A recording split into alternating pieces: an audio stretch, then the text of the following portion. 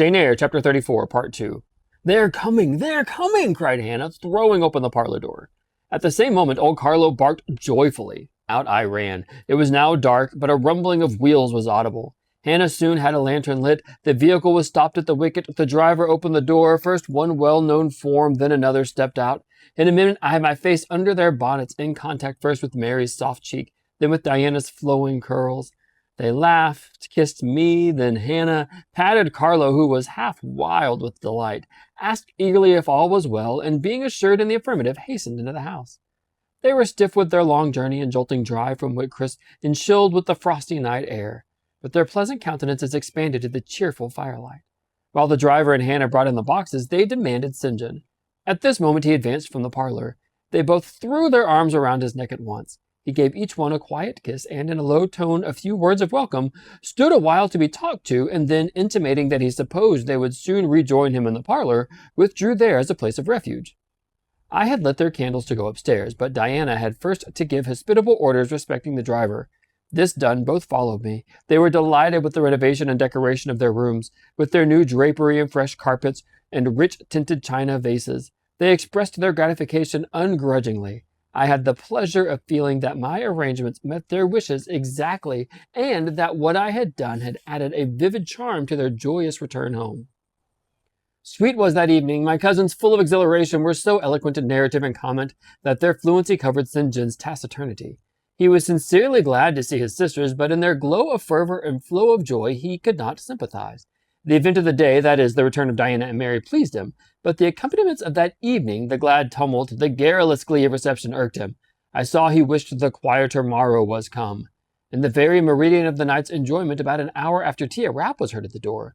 Hannah entered with intimation that a poor lad was come at an unlikely time to fetch Mr. St. John Rivers to see his mother, who was drawing away. "Where does she live, Hannah?" "Clear up at Whitcross Brow, almost 4 miles off, and moor and moss all the way." "Tell him I will go." "I'm sure, sir, you had better not. It's the worst road to travel after dark that can be. There's no track at all over the bog, and then it is such a bitter night, the keenest wind you've ever felt. You had better send word, sir, that you will be there in the morning."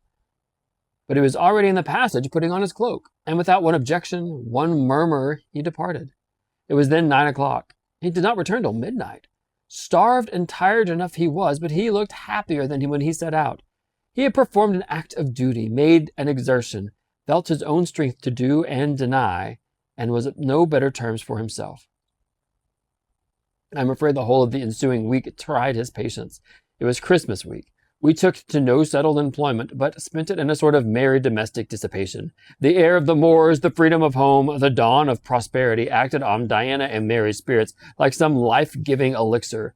They were gay from morning till noon, and from noon till night. They could always talk, and their discourse, witty, pithy, original, had such charms for me that I preferred listening to and sharing in it to doing anything else. St. John did not rebuke our vivacity, but he escaped from it. He was seldom in the house. His parish was large, the population scattered, and he found daily business in visiting the sick and poor in different districts. One morning at breakfast, Diana, after looking a little pensive for some minutes, asked him if the plans were yet unchanged. "Unchanged and unchangeable," was the reply, and he proceeded to inform us that his departure from England was now definitely fixed for the ensuing year. "And Rosamond Oliver?" suggested Mary, the words seeming to escape her lips involuntarily, for no sooner had she uttered them than she made a gesture of wishing to recall them. St. John had a book in his hand. It was with his unsocial custom to read at meals. He closed it and looked up. "Rosamond Oliver," said he, "is about to be married to Mr. Granby, one of the most connected and most estimable residents in grandson and heir to Sir Frederick Granby. I had the intelligence from her father yesterday." His sisters looked at each other and at me. We all three looked at him. He was serene as glass. "The match must have been got up hastily," said Diana. "They cannot have known each other long." "But 2 months. They met in October at the county ball, and there were no obstacles to a union. As in the present case, where the connection is in every point desirable, delays are unnecessary. They will be married as soon as place which Sir Frederick gives up to them can be refitted for their reception."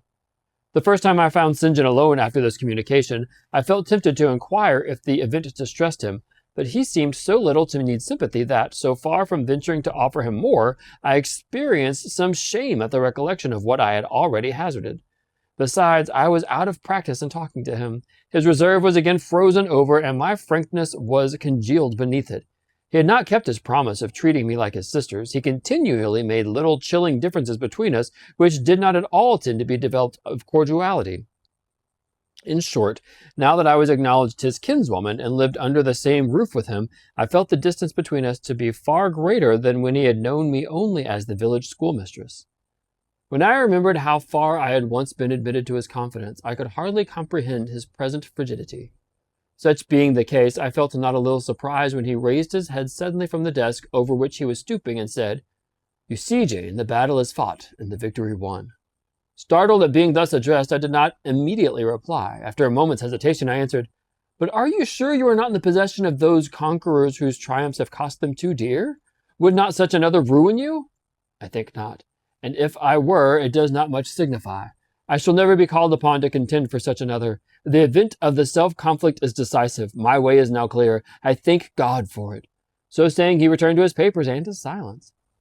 "Jane, what are you doing?" "Learning German?" "I want you to give up German and learn Hindustani." "You are not in earnest?" "In such earnest that I must have it so, and I will tell you why."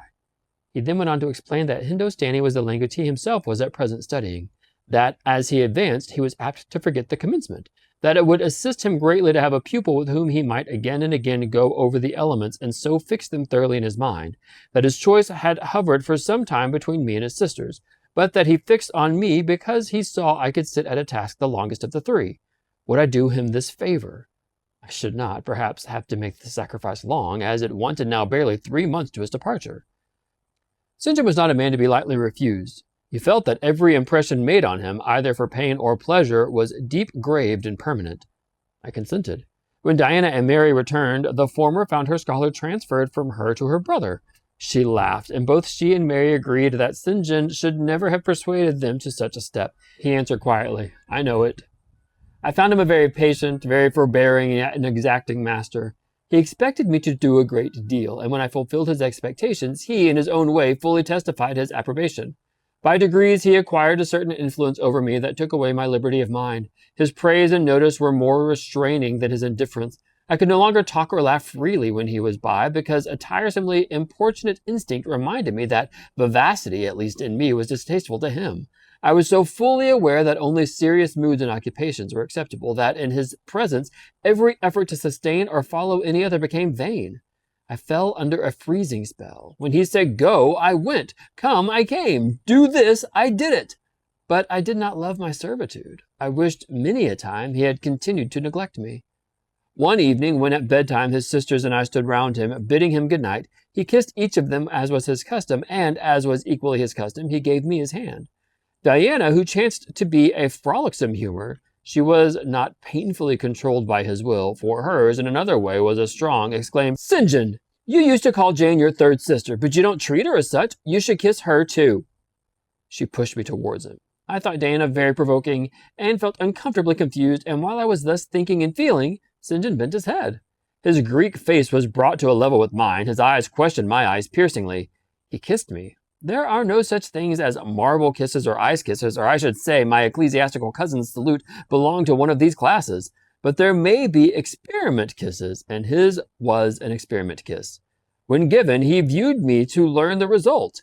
It was not striking. I am sure I did not blush. Perhaps I might have turned a little pale, for I felt as if his kiss were a seal affixed to my fetters. He never omitted the ceremony afterwards, and the gravity and quiescence with which I underwent it seemed to invest it for him with a certain charm. As for me, I daily wished more to please him, but to do so I felt daily more and more that I must disown half my nature, stifle half my faculties, wrestle my tastes from their original bent, force myself to the adoption of pursuits for which I had no natural vocation. He wanted to train me to an elevation I could never reach. It racked me hourly to aspire to the standard he uplifted. The thing was as impossible as to mold my irregular features to the correct and classic pattern, to give my changeable green eyes the sea blue tint and solemn luster of his own. Not his ascendancy alone, however, held me in thrall at present. Of late it had been easy enough for me to look sad. A cankering evil sat at my heart and drained my happiness at its source. The evil of suspense.